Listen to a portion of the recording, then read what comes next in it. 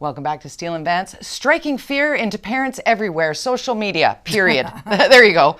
Let's start right there. But all of the stories of sextortion, the terrible, terrible loss of Amanda Todd so many years ago, and finally, all these years later, something being done in a hopefully meaningful way with legislation in Bill C-63. And not just for the kids, we're also talking about hate speech online. How do you define that? The federal government actually introduced an online harms bill this week, and this is the gist of what it plans to do. Under this bill, major online services will have three overarching obligations: a duty to protect children, a duty to act responsibly, and the duty to remove the most egregious content. This bill targets the worst of what we see online. Let's hope that this bill will target the worst of what we see online and remove it. Our next guest is a former Crown prosecutor and somebody who has been an absolute touchstone on the subject of online harassment and hate, and really at the forefront of the Amanda Todd case. Sandy Garossino is back on the show with us. Thanks for coming in. Great to Haven't see seen you each guys. other for a long time. What's your reaction so far? I'm really, really encouraged. Good. For everybody who is concerned, and there are a lot of people who are concerned, and I am somewhat concerned, because we're entering a new era. Basically what's happening now is that, and this is not happening just in Canada, it's happening in the UK, in the EU, in Australia, and the United States is trying to bring legislation forward, especially to protect kids, but to protect vulnerable groups. We're finally coming to the realization that online is the real world. Right. You know, we used to have this division, like there were real world offenses, real world stalkers, real world violence, real world extortion, and then there was this imaginary fun play world that we called the internet, where there was all kinds of entertainment. And we ignored for so long that there were real harms, severe harms. I was just reading yesterday a story by Mac Lamoureux with Vice Media about a very organized online ring that is extorting kids to harm themselves, to live stream themselves. Oh my God. Cutting themselves and harming themselves and branding themselves with the names of their abusers. I mean, we all know horror stories, Amanda Todd being right up there. And I first got into this when she lost her life, because I immediately went to, where is Facebook? Where's the responsibility for the platforms? Because people were calling it bullying. They called it bullying, and they treated it as a schoolyard thing. This is how we have minimized it. We've minimized it, and women know what it is to have a stalker, to have harassers, and the kids know. And it's been absolutely brutal. And finally, governments around the world, and Canada is joining them, to start saying we have to have a culture of accountability. These huge platforms have to take responsibility. They have to have remedies and tools for people who have been victimized, and for communities who have been victimized. And we're going to start to have some rules of the road. So along those lines, both Linda and I have talked about this a ton in terms of like reporting that online, whether it's on Twitter or Instagram or Facebook, whatever, is you report it and then ultimately get the report. We've looked at that, it's fine. And it's like, no, it's not. Because if that person said exactly what they just said there, to me in person, they'd be in handcuffs. Absolutely. And you know, I look at, right now there's a lot of inflammatory, and this is the kind of thing that can easily break down to along partisan lines, because you know, people get inflamed about one thing or another. Right. Most of these provisions have also been passed by the Conservative government in the UK. So it's not really a partisan issue. And in the United States, the legislation that is being proposed has bipartisan support. That's Both great. Republicans and Democrats are on board.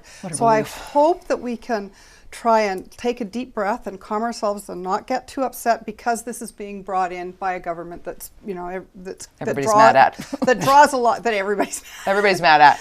Yeah.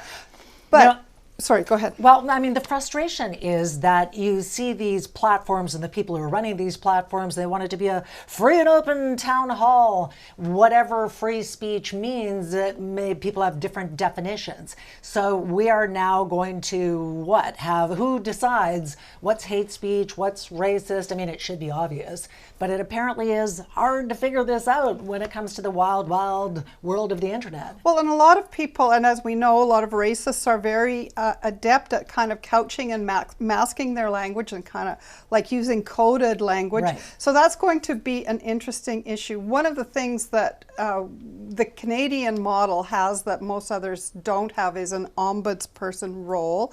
So there will be a place for citizens to go to try and get some support. They're going to be obviously flooded at first. But I think that what I hope for is that we're going to go through a period of maybe 5 years or something where we're going to learn what the rules are. There are going to be precedents. We're going to find out what cases make it, what cases don't make it, what the standards are. And so we're going to bump into the furniture for a little while.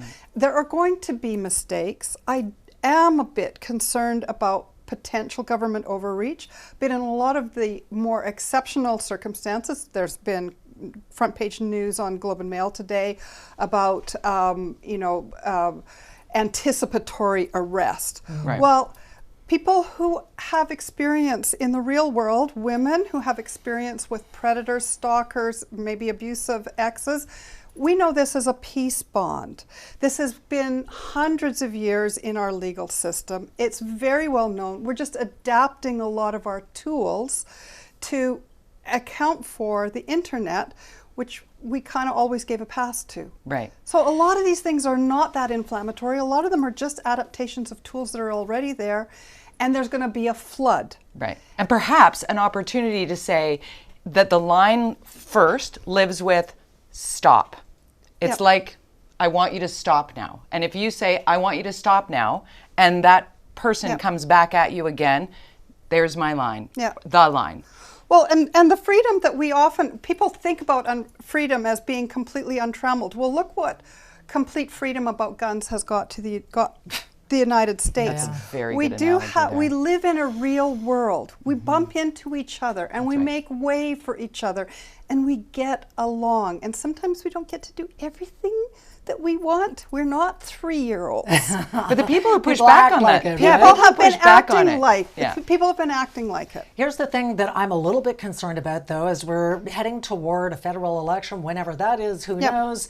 The conservatives seem to oppose everything that the liberals want to do. Are we going to start to put the wheels into motion and then have an election? And if the conservatives win, they say, yeah, we're going to alter this. We don't agree with this. I mean, there's so many moving pieces. Well, this is the kind, it's politics, right, Yeah. Linda?